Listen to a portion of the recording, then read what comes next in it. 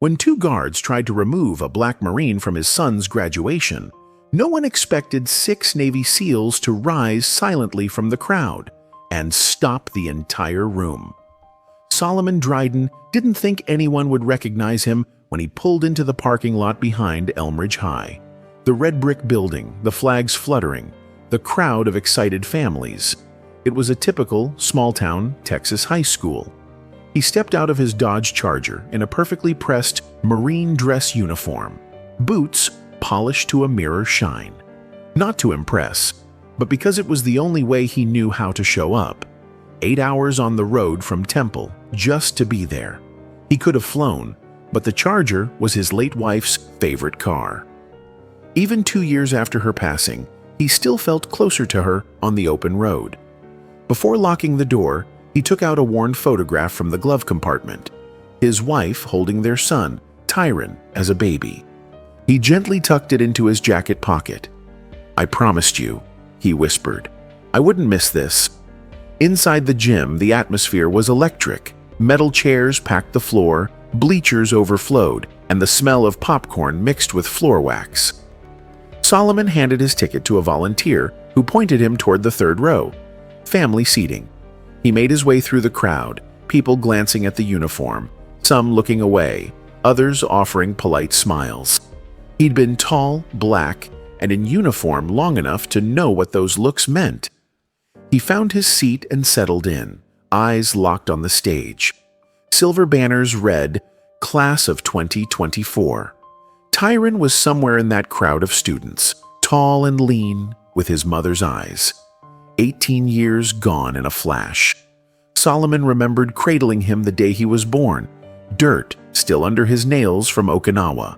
Now, here he was. As the music started, the crowd rose. The national anthem played.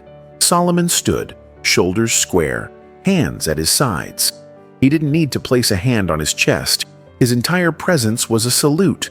Then, from the side aisle, 2 security guards approached. Young men in black polos and cargo pants. Harlan Security. Not police, not military. Just hired hands. Solomon spotted them right away, but stayed still, military calm. The shorter guard leaned in. "Excuse me, sir. We're going to need you to come with us." "Is there a problem?" Solomon asked. "This section's for families," said the taller one, chewing gum. Solomon calmly pulled out his ticket. "Third row, left side. Family seating, confirmed."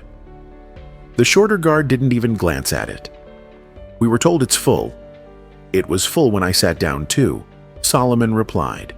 "You want to tell me who gave that order?" The taller one shifted awkwardly. "Look, we got seats in the back. Let's not make this anything." "I drove 8 hours to see my son graduate," Solomon said. "I'll be sitting right here." By now, heads were turning. Someone raised a phone. A woman nearby whispered, "Don't you let them move you." Solomon gave a small nod. He didn't want a scene. He just wanted to see his son walk that stage. But the guards pressed again. "We got our orders." Solomon locked eyes with the taller guard. "You got a name, son?" "Officer Malley," the guard said stiffly. "Not officer," Solomon corrected. "You're private security." The other stepped in. "All right, that's enough. If you don't stand up—" He never finished the sentence, because that's when the gym door opened, and 6 men in navy. The gym wasn't silent anymore, but it was close. Creed's voice rang out clearly. "If you touch him, you'll answer to me." Garvin turned, sneering. "And who the hell are you?" Creed stepped forward. "The man telling you this ends now." One of the school board members whispered to the principal. An assistant principal moved toward the back, hand on her walkie-talkie. Staff were finally realizing this wasn't going away quietly. Other men in the crowd rose. No signal, no words, just a shared instinct. All 6 of them stood. Garvin looked around and realized these weren't just angry parents. These men didn't twitch. They didn't shift. They held the room like pressure before a storm. Creed took another step. "You've got 2 choices, walk away or watch this escalate." Malley broke in. Let's just back off, man." Garvin hesitated.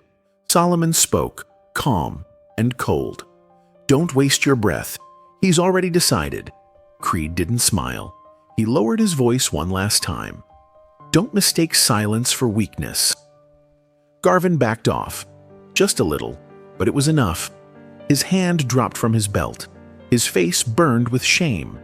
He was outnumbered and outmatched. The principal appeared, whispering something to the guards. Whatever she said, it worked. They left without a word, eyes forward. Solomon exhaled, steady. Creed sat down silently. The others remained standing.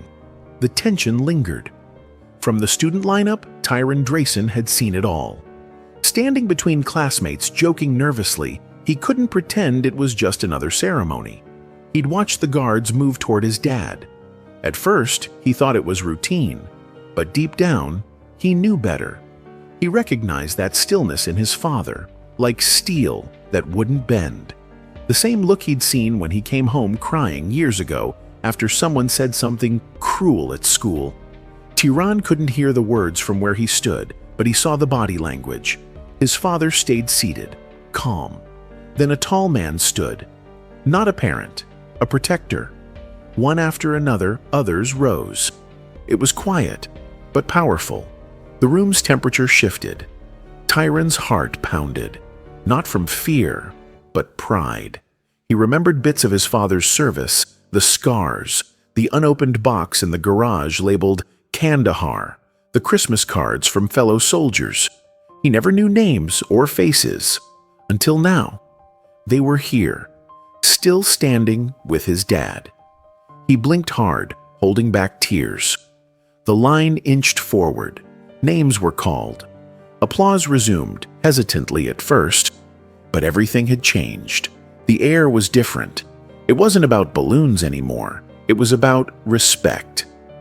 An assistant principal tapped Tyron's shoulder. He nodded, not hearing the words. A student beside him whispered, "That your dad?" Tyron said nothing. He didn't have to. Everyone had seen it. Everyone knew now what kind of man Solomon Drayson was. Creed stayed standing, not for attention, but for Solomon. The other men stood too, silent, steady. Their presence said more than any speech could.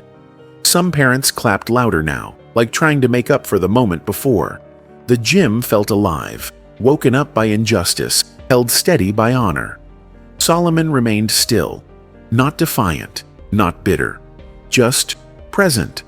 A father watching his son take one more step toward adulthood, and the moment that would change everything was still coming.